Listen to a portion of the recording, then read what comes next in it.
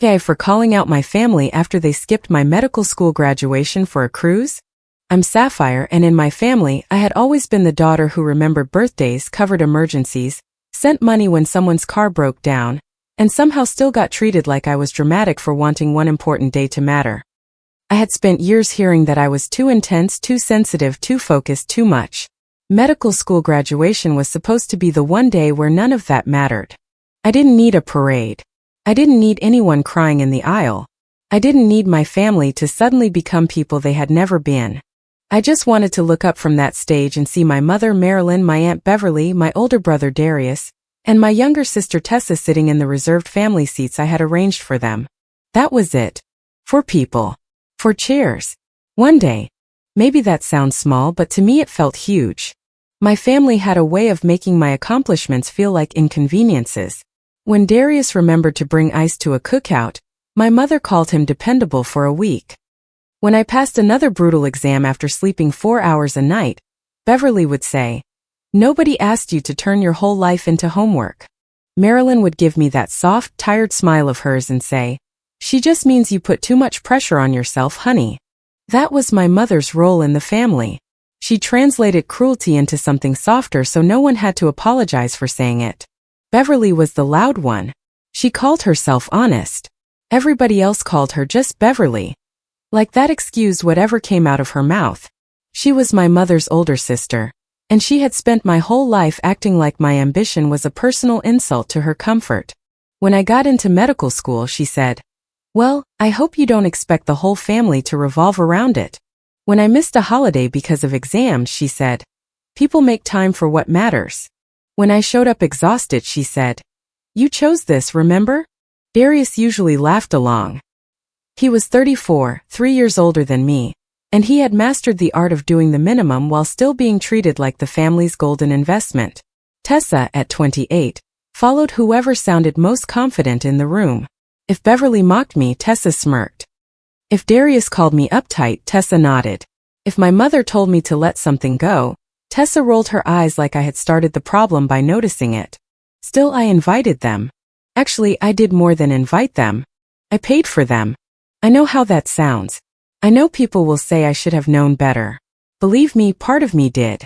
But another part of me was still stupidly hopeful in the way adults can be when they are still trying to earn something from their parents that should have been free. I told myself I was removing obstacles. No one could say travel was too expensive. No one could say the hotel was too much. No one could say they didn't know the schedule. No one could say they didn't have the right passes. 2 weeks before graduation, I mailed a white envelope to my mother with the VIP guest passes, printed instructions, parking information, and a ceremony schedule with the important times highlighted. I emailed everything too. I texted reminders in the family group chat, which was named Family always because apparently irony has a sense of humor. I booked 2 hotel rooms with my card on file. One for my mother and Beverly. One for Darius and Tessa. I paid for the first night and authorized incidentals because I didn't want anyone starting the weekend with complaints about deposits or holds. I reserved a private room at a restaurant for dinner after the ceremony. It wasn't cheap, but it was the kind of place where my mother would feel proud taking pictures and Beverly would have less reason to complain. I paid the deposit. I selected the menu. I even asked the restaurant to print a small congratulatory card for the table, because some part of me wanted the evening to feel real. Janelle, my closest friend, watched me do all this with the patience of someone trying not to shake sense into me. "You know you don't have to buy their attendance," she said one night while she sat on my floor helping me sort graduation emails. "I'm not buying their attendance," I said. She gave me a look. I sighed and changed the subject. Janelle knew my family. She had seen enough little moments over the years to understand the pattern. She had watched my mother call me during exam week, because Tessa needed help with the bill. She had been in my kitchen when Beverly made a joke about me playing doctor, even though I was halfway through clinical rotations and so tired I could barely keep my eyes open. She had heard Darius ask if I was still in school, like I had been taking random community classes instead of dragging myself through one of the hardest stretches of my life. But Janelle also knew I wanted them there. That was the embarrassing part. I knew better and I wanted them anyway. The morning of graduation, my hand shook so badly that I couldn't get my cap pinned right. The The robe felt too warm before I even put it on. Heavy black fabric draped over my arm while the hood kept sliding against my wrist. I was standing near a mirror trying to breathe normally, when Janelle came up behind me with a handful of bobby pins. "Hold still," she said. "I am still. You are vibrating." I laughed because if I didn't laugh I might cry. She pinned the cap carefully and stepped back. "There. Dr. Sapphire." "Not yet. Close enough for me." My family arrived late enough to make me nervous but not late enough to miss the lobby photos. That was very on brand. Marilyn came in first, wearing the dress I had helped her buy. She looked pretty, and for a second seeing her there made my chest loosen. She opened her arms and said, "There she is." I hugged her carefully so I wouldn't wrinkle my gown. "You look nice, Mom." "So do you," she said. Then she tugged lightly at my collar. "Smile, Sapphire. I want one where you look grateful." That should have landed harder than it did, but I was too busy being relieved she had come. Beverly walked in behind her wearing sunglasses on top of her head, and the expression of someone already inconvenienced by the temperature of the room. "That robe makes everybody look like they joined a choir," she said. "Good morning to you too, Aunt Beverly." She kissed the air near my cheek. "Don't be sensitive. I'm saying everyone looks silly, not just you." Darius came in scrolling his phone, wearing a shirt that still had fold lines across the front. "Big day," he said without looking up. "Yeah," I said. "It is." Tessa followed him, already angling her phone for a selfie. "Wait, stand by that sign," she said to me. "The lighting is better." So we took photos. Lots of them. My mother held my arm. Beverly insisted on one with just the ladies. Darius leaned in at the last second and threw up a peace sign like we were at a tailgate. Tessa made me retake the group photo because she didn't like her chin in the first one. To anyone walking by, we probably looked like a proud family. That was the painful thing. My family knew how to look supportive. They knew how to put a hand on my shoulder, smile at strangers and say, "We're so proud of her." If someone important was listening, they just didn't know how to stay when the picture was over. Or maybe they did know. They just didn't want to. Before the ceremony, I gave them their passes again because Beverly said she had left hers in the hotel room, even though I had put all 4 in my mother's bag the night before. "You are in the reserved family section," I told them. "The name cards are already there. Marilyn, Beverly, Darius, Tessa." "Name cards," Beverly said. "Fancy. It's for guests of graduates." "How long is this thing again?" Tessa asked. I tried to keep my voice light. "A few hours." Darius finally looked up. "A few hours? Are they reading every single person?" "Yes," I said. "That is usually how graduation works." Beverly made a face. Apparently suffering builds character. My mother touched my arm. "We'll be there, honey. Don't worry." I wanted to believe her so badly that I did. As graduates lined up, I kept looking toward the seating area. The auditorium was filling with families, flowers, balloons, people waving programs.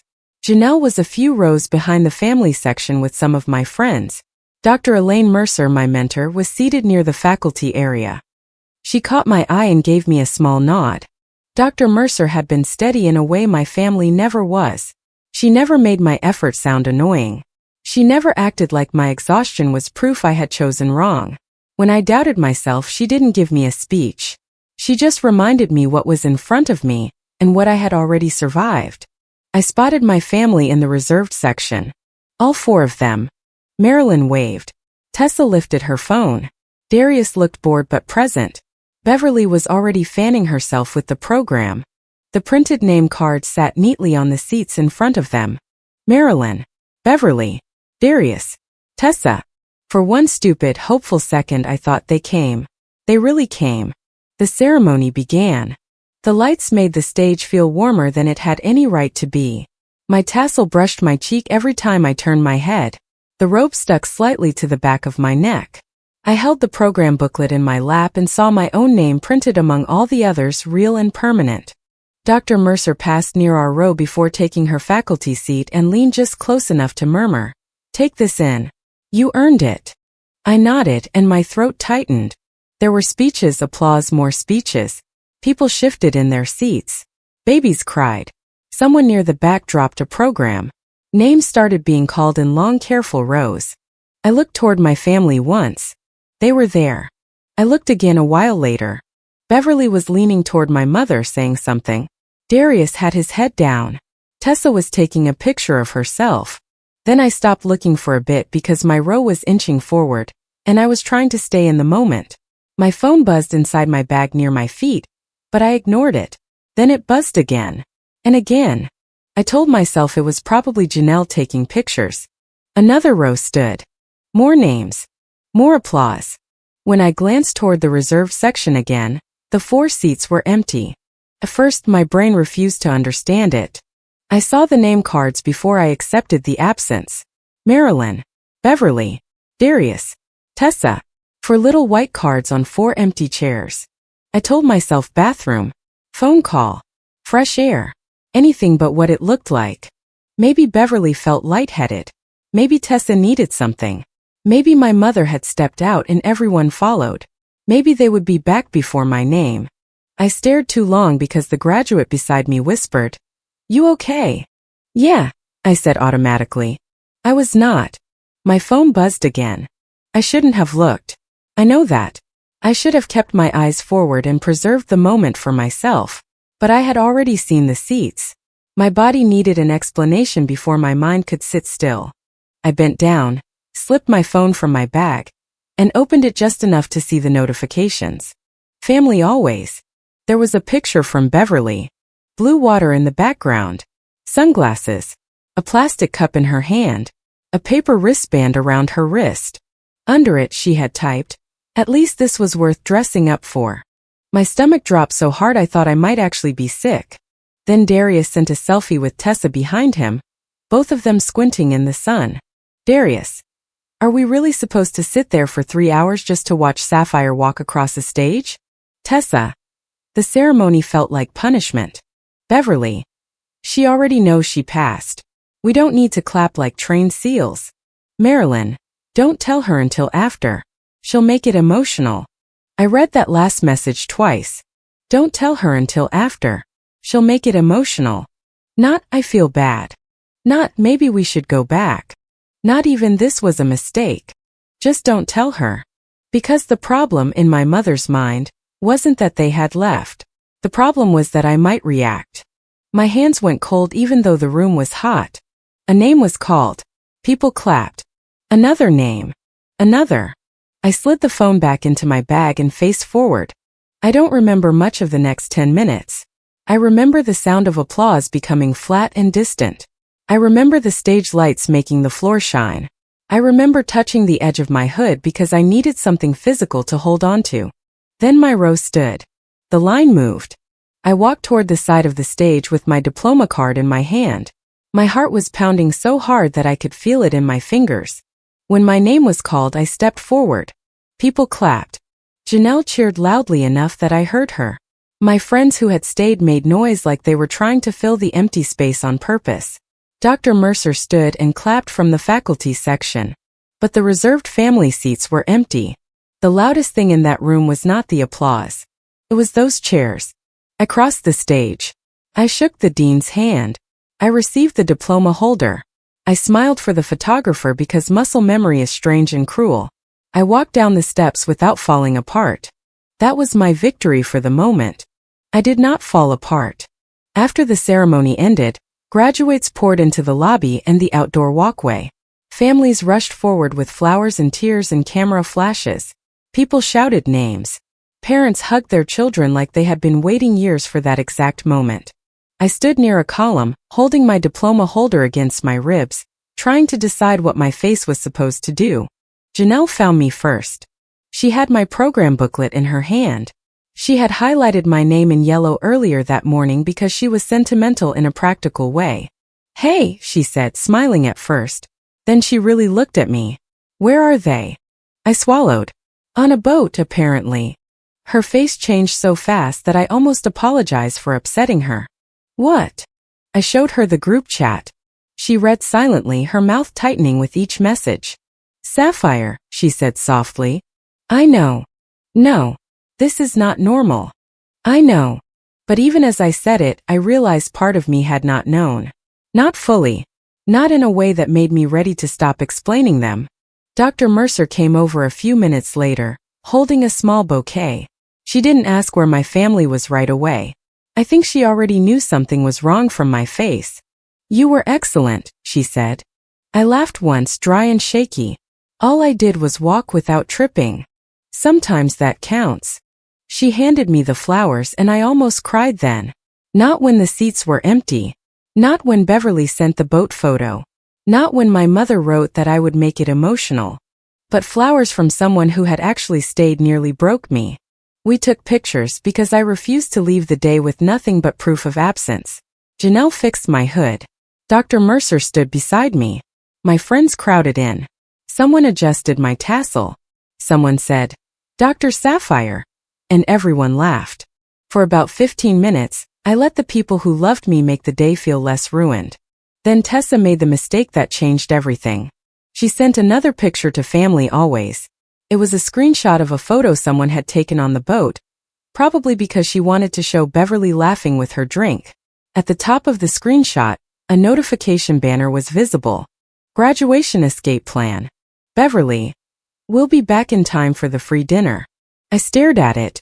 Janelle, who was standing beside me, said, "Sapphire, zoom in on the top." I saw it. "Zoom in anyway." I did. The words became larger.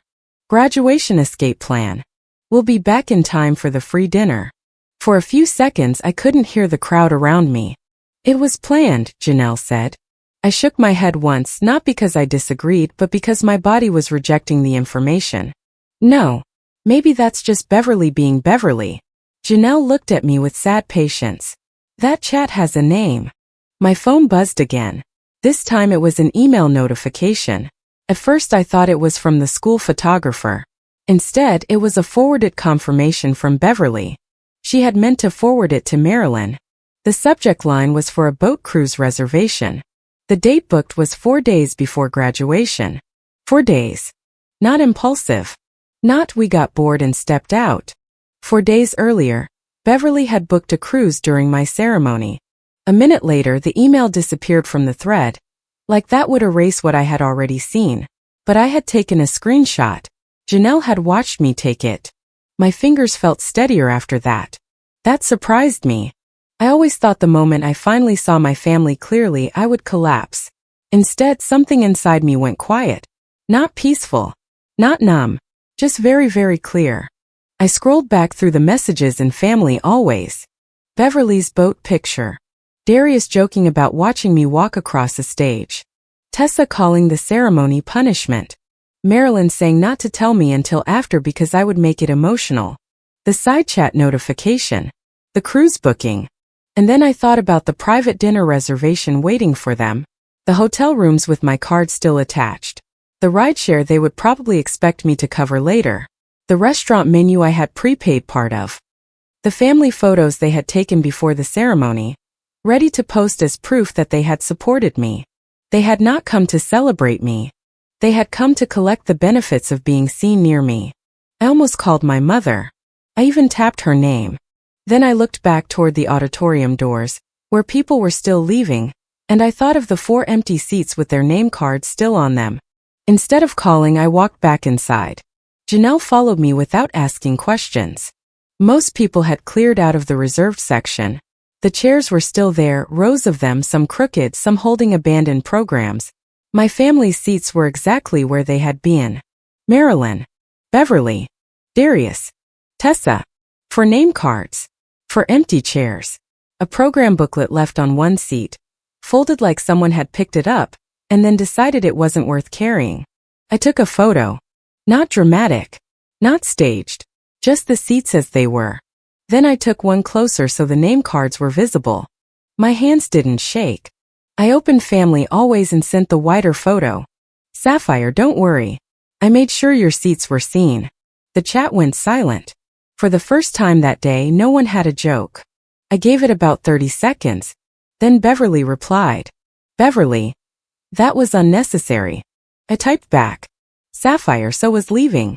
Darius, we were coming back. Sapphire, for dinner. No one responded. That silence told me everything.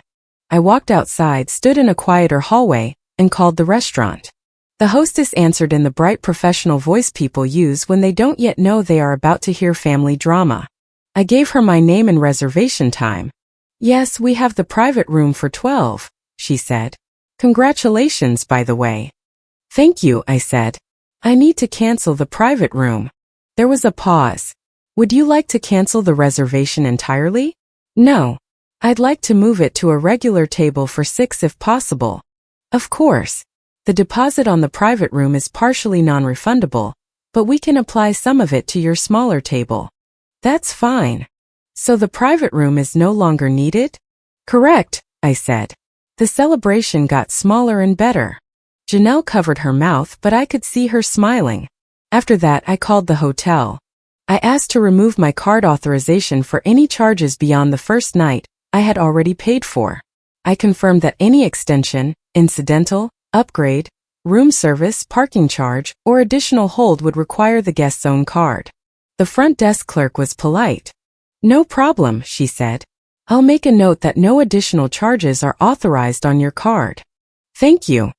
Then I opened the rideshare app and canceled the scheduled rides I had arranged for later that evening. I deleted the extra payment method from the shared family travel account Tessa had insisted would be easier. I declined a pending request from Darius for weekend food that he had sent the night before. For years I had mistaken being useful for being loved. That afternoon I stopped being useful. The dinner with the people who stayed was small, warm, and a little emotionally messy in the best way. We sat at a regular table instead of a private room. There were no printed cards, no forced speeches, no Beverly making jokes about the price of appetizers. Janelle sat beside me. Dr. Mercer came for the first hour and made a quiet toast. "To discipline," she said, raising her glass, "and to the people who recognize it." That was all. No performance. No long speech. Just enough. My phone kept lighting up face down on the table.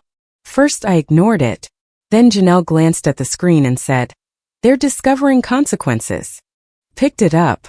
Family always had become very active. "Darius, you canceled dinner?" "Tessa. Sapphire, where are we supposed to go?" "Beverly, this is childish." "Marilyn, please call me." "Darius, the restaurant says there's no private room." "Tessa, the hotel is asking for my card for incidentals." "Beverly, I am not putting my card down for a room you invited us to." I looked at the messages for a moment, then typed, "Sapphire, I changed the guest list to people who attended." "Darius, are you serious right now?" "Sapphire, yes." "Beverly, we came all this way." "Sapphire, with my help." "Beverly, we spent money to be here." "Sapphire, you spent my money to be here, then used my day as your vacation." The typing bubbles appeared and disappeared. Then my mother called. I did not answer. She called again. I did not answer. A voicemail appeared a minute later. I waited until after dinner to listen to it. I stepped outside near the restaurant entrance where the evening air felt cool against my face, and Janelle stood a few feet away, giving me privacy without leaving me alone.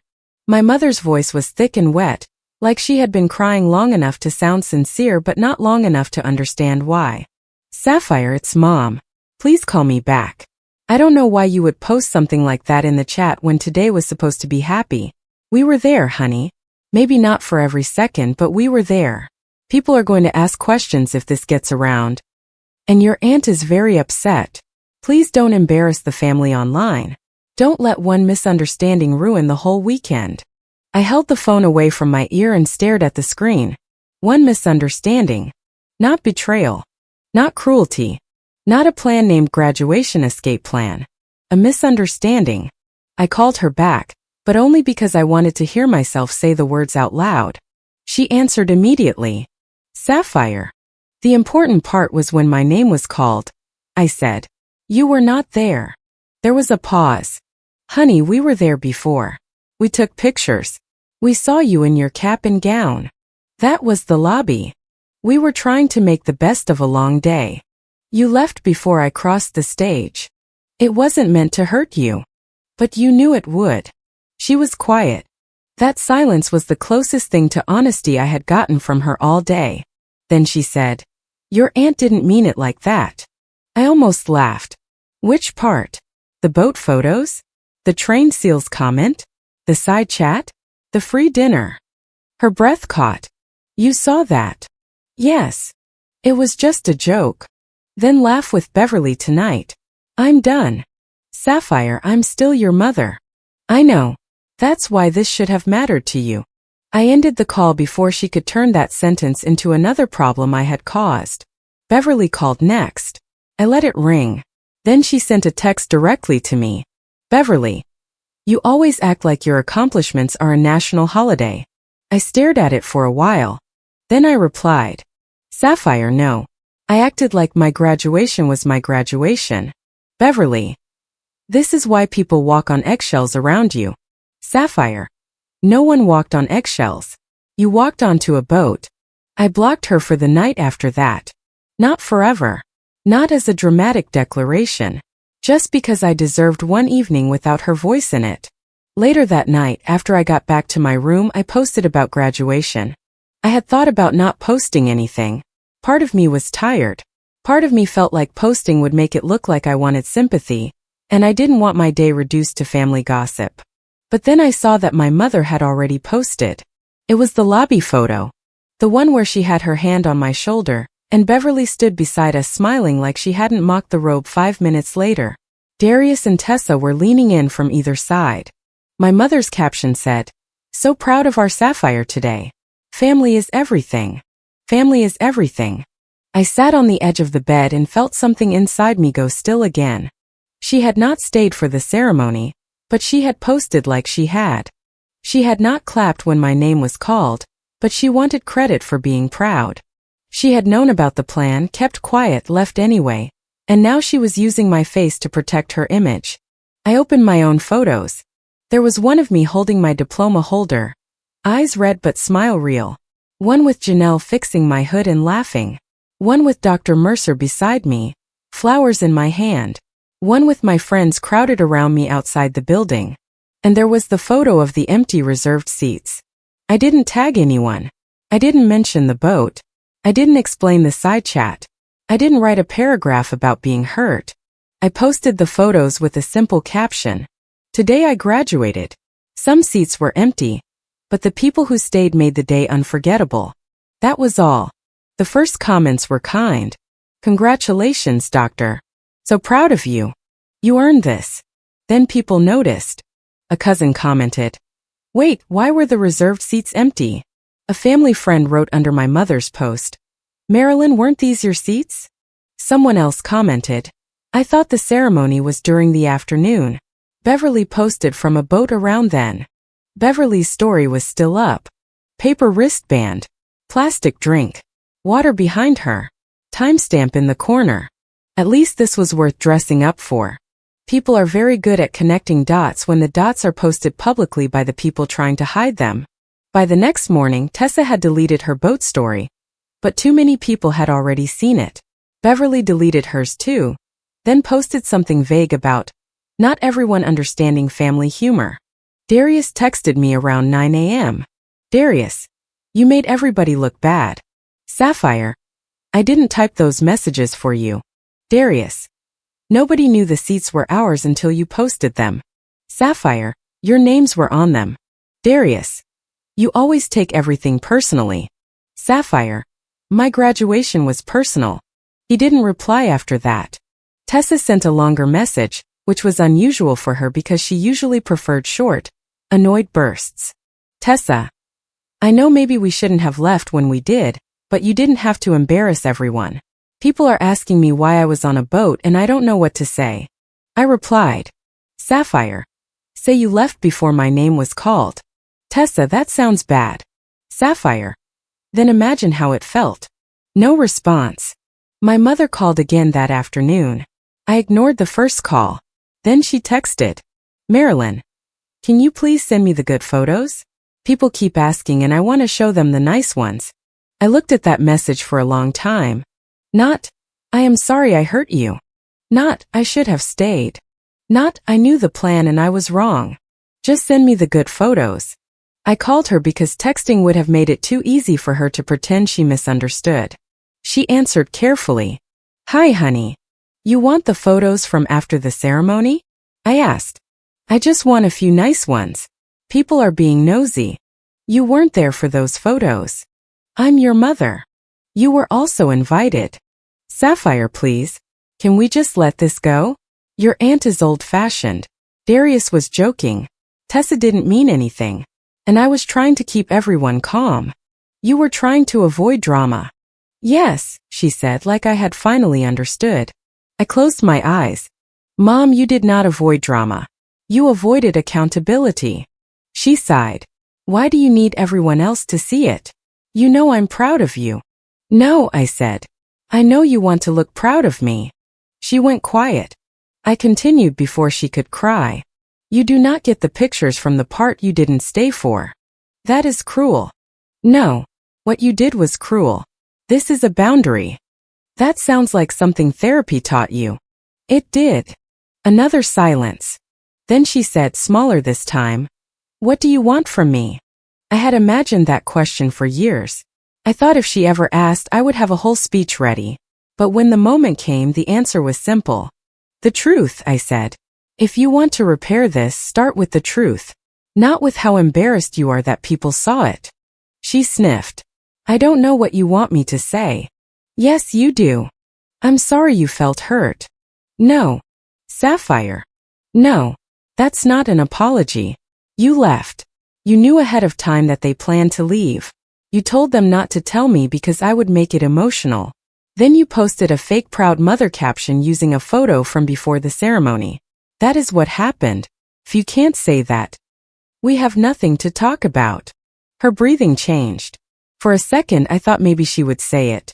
Maybe she would finally choose honesty over comfort. Instead she whispered, you're making this very hard. I nodded even though she couldn't see me. Then we're done for now. I hung up. For the rest of the weekend, I kept my phone mostly on silent. I spent time with Janelle. I answered messages from classmates. I sent Dr. Mercer a thank you text for the flowers and for staying. She replied, it was an honor to be there. I read that sentence 3 times. It was an honor to be there. Not a burden. Not a favor. Not something to endure until a better activity started. An honor. I didn't realize how much I needed someone to say that until they did. The family fallout continued in predictable ways. Beverly told people I had overreacted because some of us stepped out for air. Then someone asked why stepping out for air required a boat reservation made 4 days earlier, and she stopped using that version. Darius complained that I had made a private thing public, even though the first public posts were Beverly's boat photos and my mother's proud family performance. Tessa told a cousin I had canceled dinner over nothing. Then the cousin apparently asked if she would leave her own graduation early for a cruise. Tessa blocked her. Marilyn tried to soften everything through other relatives. She's tired. She's under pressure. She's always been sensitive. But the screenshots existed. The timestamps existed. The empty seats existed. And most importantly, I had stopped helping them rewrite the story. 1 week after graduation, my mother sent one more message. Marilyn, I have been thinking. I should have stayed. I should not have gone along with Beverly. I was afraid of making everyone upset and I hurt you instead. I am sorry. I stared at it for a long time. It was better. It was not perfect. It still put Beverly in the center, like my mother had only gone along instead of making her own choice. But it was the closest she had come to naming the truth. I replied, Sapphire, thank you for saying that. I need space. We can talk later, but things are changing. Marilyn, what does that mean? Sapphire, it means I am done paying for people to pretend they love me in public. She didn't answer for several hours. When she did, all she wrote was okay. That was enough for now. The changes were not dramatic on the outside. I didn't make a big announcement. I didn't send a family-wide declaration. I didn't cut everyone off in a speech worthy of a movie. I just stopped. When Darius sent me a request for money 2 weeks later because his car needed work, I declined it. He texted, seriously? I wrote back, yes. When Tessa asked if I could help her book a weekend trip because I knew how to find good deals, I said, no. She wrote, "Wow. Still punishing people." I wrote, "Still learning." When Beverly tried to add me to a group chat planning a family dinner, I removed myself. When my mother asked if I was coming to a cookout where everyone could just move forward, I told her I would not be attending anything framed as moving forward until the people involved had finished telling the truth about what they did. She didn't like that. But she didn't argue as much as she used to. Maybe because the old argument depended on me being willing to keep the family image intact at my own expense. I was no longer available for that job. I saved the empty seat photo in a folder on my phone titled Remember. Not because I wanted to stare at it and stay angry forever. I didn't need a shrine to pain. I saved it because memory is slippery when people you love start softening the edges of what they did. They would say they only missed a few minutes. The photo reminded me they missed my name. They would say the boat was spontaneous. The screenshots reminded me it was planned. They would say they were proud. The empty seats reminded me that pride without presence can be just another costume.